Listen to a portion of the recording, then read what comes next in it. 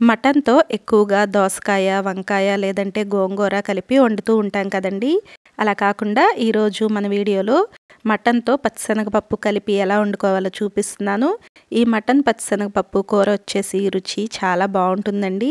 ఒక్కసారి తింటే మళ్ళీ మళ్ళీ చేసుకుని తినాలనిపిస్తుంది. అంత బావుంటుంది ఈ కూర. మరి ఎక్కువ గ్రేవీ వచ్చేలాగా ఈ మటన్ పచ్చిశనగపప్పు కూర ఎలా చేసుకోవాలో చూద్దాం. Welcome to Vantalammi. నేను మోనిక. మీరు గనక ఈ ఛానల్‌ను మొదటిసారిగా చూస్తున్నట్లయితే తప్పకుండా సబ్స్క్రైబ్ చేసుకోండి. ముందుగా ఒక గిన్నెలోకి శుభ్రం చేసుకున్న పావు కిలో మటన్ తీసుకోండి. దీనిలోకి ఒక స్పూన్ కారం, పావు స్పూన్ పసుపు, అలాగే కొద్దిగా ఉప్పు ఒక అర స్పూన్ వరకు వేసుకోండి. పావు స్పూను అల్లం వెల్లుల్లి పేస్ట్ వేసుకుని ఇవన్నీ కూడా మొత్తం కలిసేలాగా బాగా కలుపుకోండి. ఇవన్నీ మటన్కు బాగా పట్టేలాగా నిదానంగా 1 నిమిషం పాటు ఇలా కలుపుకోవాలి. తర్వాత దీన్ని 1 గంట నుండి 2 గంటల పాటు పక్కన పెట్టేసుకోవాలి. ఇలా కలిపి పెట్టి ఉంచడం వలన మనకు మటన్ టేస్ట్ అయితే చాలా బాగుంటుందండి. వీలైనంత ఎక్కువసేపు ఇలా మ్యారినేట్ చేసుకోండి. దీంతో పాటుగానే ఒక 4 నుండి 5 స్పూన్ల వరకు పచ్చిశనగపప్పు తీసుకోండి. ఈ పచ్చిశనగపప్పును కడిగి నానబెట్టుకోండి. ఇది కూడా మటన్తో పాటుగానే నానబెట్టుకుని పక్కన పెట్టుకోండి. స్టవ్ పైన కూర వండటం కోసం ఒక గిన్నె పెట్టుకోండి. దీనిలోకి సరిపడా నూనెను వేసుకోండి. నేను 3.5 స్పూన్ల వరకు నూనె తీసుకున్నాను.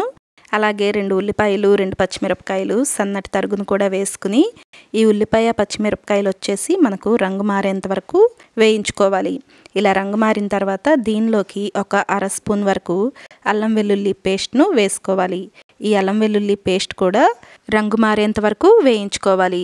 అలాగే ఈ అల్లం వెల్లుల్లి పేస్ట్ వేసిన తర్వాత అడుగు పట్టకుండా మాడిపోకుండా చూసుకోండి. ఇలా రంగు మారిన తర్వాత దీనిలోకి మనం ముందుగానే 2 గంటల పాటు పెట్టుకున్న మటన్ను దీనిలోకి వేసుకుందాము. ఇలా మటన్ వేసుకుని మొత్తం కలిసేలాగా కలుపుకుని మూత పెట్టేసి దీన్ని నిదానంగా వండుకోవాలి. చేపల కూరను ఎక్కువగా మట్టి పాత్రలో వండుతూ ఉంటాం కదండి, రుచి బాగుంటుందని. ఇలా మటన్ వండుకున్నా కూడా రుచి చాలా బాగుంటుంది. అలాగే మనం మటన్ ముక్క బాగా ఉడకాలని కుక్కర్లో పెడుతూ ఉంటాం కదా, మెత్తగా ఉండాలని. ఇలా మట్టి పాత్రలో వండుకుంటే కుక్కర్లో పెట్టే అవసరం లేకుండానే మటన్ బాగా మెత్తగా ఉడుకుతుంది. రుచి కూడా చాలా బాగుంటుంది. ఇలా మటన్ను మధ్య మధ్యలో అవసరమైనప్పుడల్లా కలుపుకుంటూ మటన్ నుండి వచ్చిన నీళ్ళు మొత్తం కూడా ఎగిరిపోయేంత వరకు కూడా ఇలా కలుపుకుంటూ వండుకోవాలి.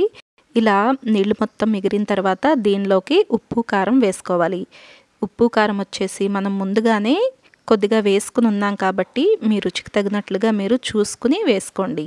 ఉప్పు వచ్చేసి 1 స్పూన్ వరకు వేసుకున్నాను. అలాగే కారం 2.5 స్పూన్ల వరకు వేసాను నేనైతే.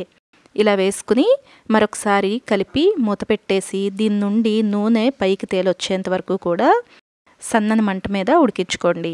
ఇలా నూనె పైకి తేలిన తర్వాత దీనిలోకి 1 గ్లాస్ నుండి 2 గ్లాసుల వరకు నీళ్లను వేసుకోండి. అలా వేసుకుని ఇలా మరిగేటప్పుడు మనం ముందుగానే నానబెట్టి పెట్టుకున్నాం కదా పచ్చిశనగపప్పు, ఈ పచ్చిశనగపప్పును కూడా వేసేసుకోండి.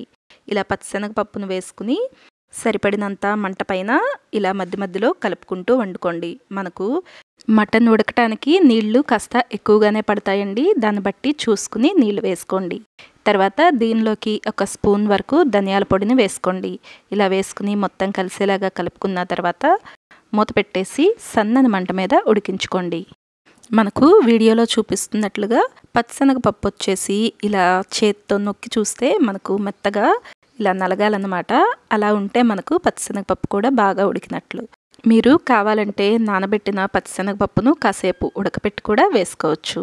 ఇలా పచ్చిశనగపప్పు ఉడికి కూర కాస్త దగ్గర పడిన తర్వాత దీనిలోకి 1 గుప్పెడు కొత్తిమీర తరుగును కూడా వేసి మొత్తం కలిసేలాగా ఒకసారి కలుపుకుని మూత పెట్టి కొద్దిసేపు చిన్న మంట పైనే ఉంచితే మనకు పచ్చిశనగపప్పు మటన్ కూర రెడీ అయిపోతుందండి. మటన్తో ఎప్పుడు ఒకేలాగా కూరలు చేయకుండా ఈసారి ఇలా చేసి చూడండి. తప్పకుండా అందరికీ నచ్చుతుంది దీని రుచి. మరి ఈ మటన్ పచ్చిశనగపప్పు కూర మీకు నచ్చితే వీడియోని లైక్ చేయండి.